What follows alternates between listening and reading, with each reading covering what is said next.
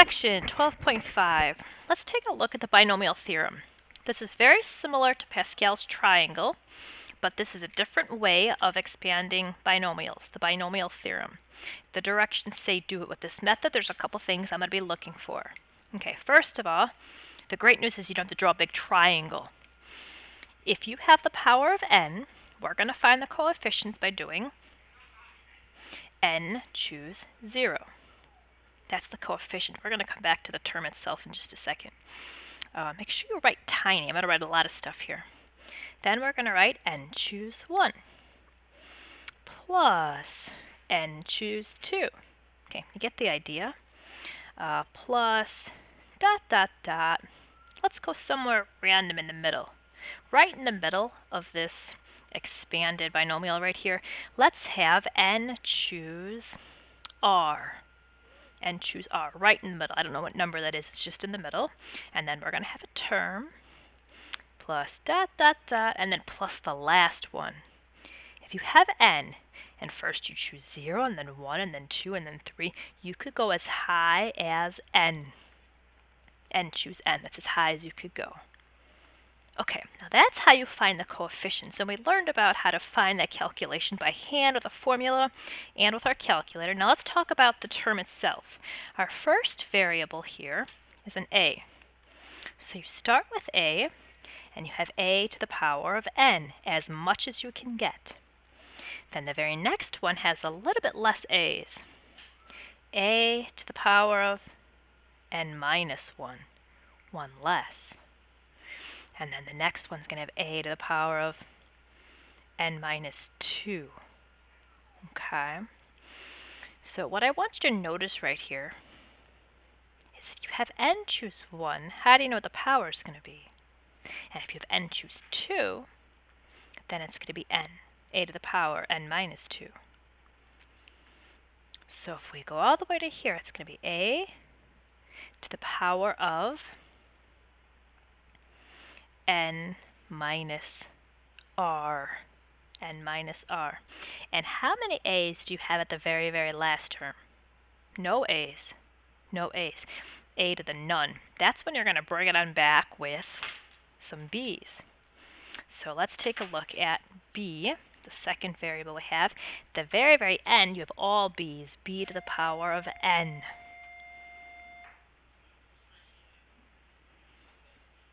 This one right here is going to be b to the power of r. This is going to be b to the power of 2. B to the 1, b to the none. Okay, the more time we spend looking at this and noticing patterns, the easier everything's going to get. So the first thing I would like to tell you is that the b variable is much more helpful than the a one. I see n choose 2, so it's a to the n minus 2, but this one's a little easier, even b to the 2. So these right here, I'm noticing they match. Same thing here. N choose r, and the power on b is exactly an r. So that's a little more obvious to my eye. b choose 5, or if this is b to the 5th, then that would be a 5. Okay, those match. All right, let's do a couple of examples just till we get the hang of things. So to use the binomial theorem, I'm noticing here it's to the 5th power. So how many terms are we going to have? Well, 6 terms.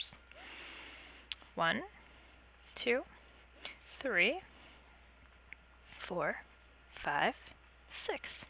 Okay, and we're going to find the coefficients by doing 5 choose something. So you start off with 5 choose 0, 5 choose 1, 5 choose 2, 5 choose 3, 5 choose 4, and you know you're doing it right if you get to the end and it's 5 choose all 5. Now I am going to ask you to show me a calculation, 5 choose number, something like that on the test, and you're going to show me by hand. For the rest of the test, once you've proven to me you know that formula, we can just use our calculator for this. Okay, because you're already going to prove to me you know that formula. So I'm going to do 5, math, probability command, and it's number 3. 5 goes into the n, and I'm going to choose 0. That gives me a 1. Then I'm going to hit second, enter, and I'm going to change 0 to a 1. Okay, so we're going to find the coefficients. Let's take care of that, because that's really the new thing here today. I'm going to change all those 5 choose number things into coefficients on the next line of work. So my first answer was 1. 5 choose 1 was 5. Okay, can you please calculate 5 choose 2? So second enter, the 1 turns into a 2 and we get 10. Now remember, we did this exact same thing when we studied Pascal's triangle. So these numbers here should seem familiar to you. In fact, 1, 5, 10, 10, 5, 1 is Pascal's triangle. Okay? All right, we still have to do the other two. So we still have to take the 2x, and we're going to do 2x to the power of 5. The quantity 2x to the 4, to the 3, to the 2, to the 1, to the none. And then we're going to bring it on back with ones. Ones? Oh, okay. Well, I guess I'll officially write it down here for your notes. 1 to the 5, 1 to the 4, 1 to the 3, 1 squared, 1 to the 1, 1 to the none. Okay, so we've already done our calculations for the coefficients. 2 to the 5th power is 32, x to the 5th. 2 to the 4th power is 16, x to the 4th. You could either use parentheses or times if you like. That's going to be 8x cubed times 4x squared times 2x. Okay, and if you'd like to fill in all those ones, you can. I don't really feel like doing that. And so our final answer is 32x to the 5th plus 5 times 16, 80x to the 4th plus 80x cubed plus 40x squared plus 10x plus 1. Very similar to Pascal's, but if it says use the binomial theorem, then I'm looking for those 5 choose 0, 5 choose 1 things. Okay, and not necessarily a triangle. All right, let's do one that has a negative sign in it. So the first thing I'm noticing is the power is 4. That's going to have us need 5 terms. 1, 2, 3, 4, and 5. I just like to organize like this. I'm going to take the power 4, and it starts off 4 choose 0, 4 choose 1, 4 choose 2, 4 choose 3, and the last one is 4 choose all 4. Our first term is x, so x to the 4, x to the 3, to the 2, to the 1, to the none. And then we're going to bring it on back, and here's where it's going to get a little more fun, is it's negative 3y. So we have to make sure we use those parentheses. Negative 3y quantity to the 4th. Negative 3y quantity to the 3rd. Quantity to the 2. To the 1. To the none.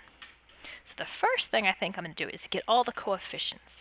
4 choose 0. So using my calculator, I'm going to do 4, choose 0. Second enter, 1 turns into a, the 0 turns into a 1. Second enter, 1 turns into a 2. So the coefficients are 1, 4, 6. 1, 4, 6. Okay, keep going. 4 choose 3 is going to make a 4, and 4 choose 4 calculates to be a 1. Okay, our x terms are rather straightforward. X to the 4, to the 3, to the 2, to the 1, to the none. And now comes all the funs with the 3's. Negative 3y. A negative squared is going to be positive 9y squared. Negative 27y cubed. And positive 81y to the 4th. Okay, all you have to do now is put this together to make your final answer. So when you expand this binomial, it's x to the 4th minus 12x cubed y plus 54x squared y squared minus 108xy cubed plus 81y to the 4th. So when you have a binomial that's like x minus y with a minus sign in the middle, you're going to get every other term to be a negative. Okay, looks like we have one last one here. If it's to the power of 3, we're going to get 4 terms. 1, 2, and 3, and 4. It's going to start off with 3, choose 0, 3, choose 1, 3, choose 2, and 3, choose 3. This is going to be very exciting. I'm going to start off with quantity 7x to the 3rd power. 7x squared. 7x, and no 7x's. Bringing it on back, we're going to have negative 2y to the 3rd. Negative 2y quantity squared. Negative 2y to the 1st. And I would really like to see who can calculate with the coefficients, multiplying the negatives, and get the final answer. Go ahead, finish this problem, and I want to see it tomorrow. Thank you.